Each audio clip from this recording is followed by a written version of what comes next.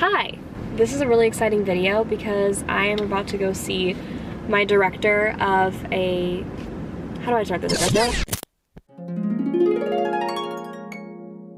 Made a documentary that comes out very soon that I'm so excited about. It's about the world reducing their meat consumption to help stop climate change. We'll get into all of that later, but I'm really excited because today I'm gonna meet up with the director of the documentary, Brian, and we're gonna go to the Beyond Meat headquarters and do a tour of Beyond Meat and then also a taste test. Let's go taste some Beyond vegan meat. This is Brian Cateman. Hi there. And we are gonna go look through the Beyond Meat factory and try some new stuff and talk about our documentary that comes out on July 20th. July 20th. Let's do it. Alright, we're going this way. Oh my god, this is so cool. This is awesome. Hi! Just try to emulate real meat. Exactly. Got it. Yes. Very cool. I'm showing you a couple of images here where this is our raw ingredient. We're looking at things at a micro scale. It affects the shoe on the macro scale. Wow. So similar. Exactly. So that's the pork sausage, and that's our Beyond sausage. Right here. You're locking in like a couple $1 million here. This is our BB, actual chemical compounds. The scents that make meat smell like meat are composed of like thousands of molecules.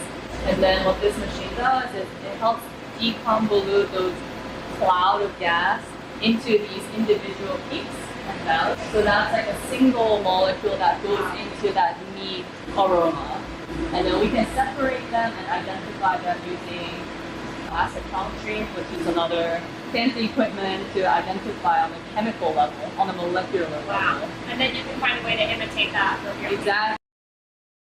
How long did it take to make the first Beyond product, you know? A couple days, right? It was fast. It was like 6 hours maybe. We'll go with that. We'll just keep making up facts all day. I'll just start to now. I just want to brag about this. This is like the state-of-the-art auto sampler. I think this is my first time at a laboratory. Yes. Call me Dexter. Don't murder me. Is that what you're referring to? Dexter's laboratory. Oh, not like Yes. that. Come on, Brian. That's the mouth? Yes. So you put the meat in there. Exactly. You as well. And then it's gonna come down, compress it once, like sort of mimicking that shoe. I'm gonna eat these with a lot more appreciation. So this is for the mouthfeel, like For you the want that mouthfeel. consistency to be Exactly. meaty. Are we gonna watch the machine chew it? Yes. Oh my god, Yes. so cool! Wow. It's slow because it's very sensitive. Yeah. Yeah. Oh my god! Very Yeah. juicy. And so you put a conventional burger in there and you'll see what the, Exactly. and then you try to mimic that. Right. Wow. When do we get our lab coats? We have to earn it. We have to earn it. Next year. Alright, follow me. So this is all about the food coloring to try and basically mimic the blood and then the browning. And we're not fluorescence for that. We've got a sampling of some different colors here. Pour them all together. Yellow. An art and a science for making the color just right. Do you know what the color is going to be? You haven't revealed. I'm hoping.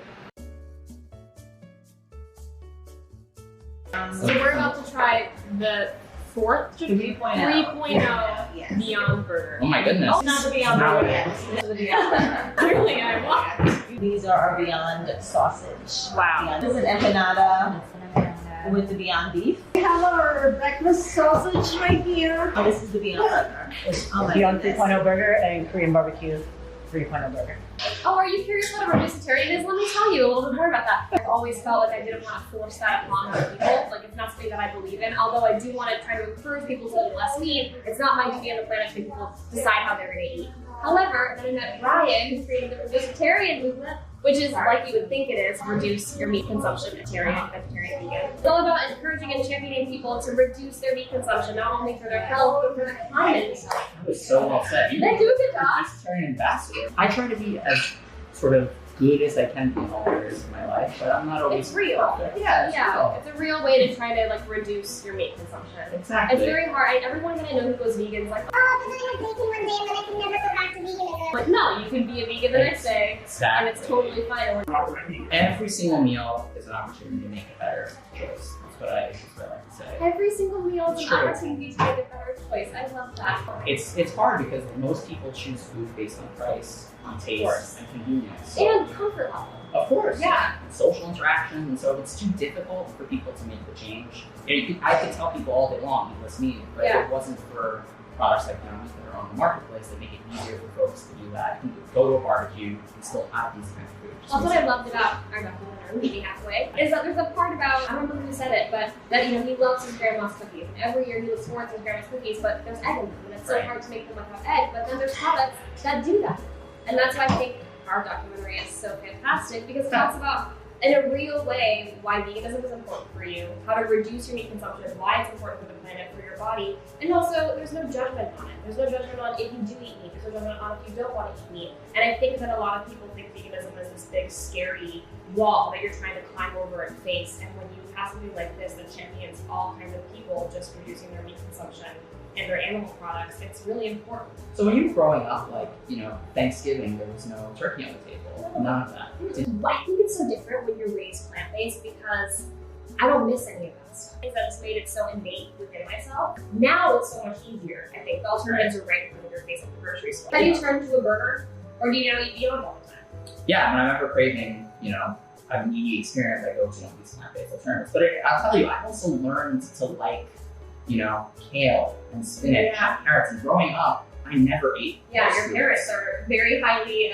they're up there in the documentary, and you'll see how he was raised. Yeah, it was really challenging. It also takes time for people, I think, to just experiment. I mean, I kid you not, my dad now will call me once a week, and he'll be like, Brian, I had a kale smoothie. I'm like, it's such a big deal. You'll see how big of a deal it is when you watch the documentary. July 20th, right? July 20th. July 20th. Yes. Anyway, so your dad will call you about kale smoothies. He will, and it's a big adjustment. But when I first introduced him, like there's a scene in the film where my parents are trying a new food for the first time, and it, you know, doesn't taste very good to them. But you try it a couple more times, and your taste buds start to transform. Yeah. So you just being kind to other people and yourself is really the heart, I think, of veganism, and a lot of why people embraced it. And you just take those values and you kind of, again, you meet people where they are, you gotta meet people halfway. You gotta bring them along with you. Shall we? Yeah, let's do it. I'm not great at this. Oh God, I'm sorry. Okay, just grab it. You got this. Which one are you on? This one? Grab that one. Oh God. When things are happening, I can't do anything right. Mine's falling apart. We'll just pull out the lettuce. Beyond Meat 3.0, here we go. Beyond Meat 3.0. Mmm. Wow. It tastes great. To me, it tastes almost identical to me. Really? Yeah, which is exactly what we want. I was really curious too, like why are people so addicted to it? Why do everyone love this so right, much? exactly. Yeah. I never know. This is incredible. Of course, I'm tuning my own horn here. But unlike other documentaries, this one doesn't feel like it's so in your face watching animals be killed and like you're doing something wrong and how dare you and all that stuff. It's not, there's no judgment to it, which is so important. But no, I feel like it's getting people to think outside of what they're used to is a really big challenge. And I think when you broach it the way that we did in our documentary that comes out July 20th, it's a little bit more palatable, a little bit more comfortable to watch. I mean, I think it's really interesting how many people, when I speak to them, think, well, what I'm doing isn't going to change the environment. Like, I mean, come on, I'm just one little person. I think you verbalize it so well in our documentary that every single person's actions can affect what's going on. Like, that's truly what I take away, and I think you run home. I love that. Yeah. Cheers. Amazing. This is very good. Wow. This is maybe my new favorite dish. I've always wanted to have a breakfast sausage little sandwich. Really realistic. Wow. This to me is spot on. Cheers. Cheers. I ate two days. So good. Wow. We just ate Alright, how do we do it? Oh my goodness, I'm so full. I'm gonna have a lot more appreciation when I eat my food now too. Yes, we should appreciate the food Yes. that we have in all its various And forms. we should all watch Meet Me Halfway on July 20th. Meet me halfway, July 20th. We will see you there. We will meet you there and we will see you there.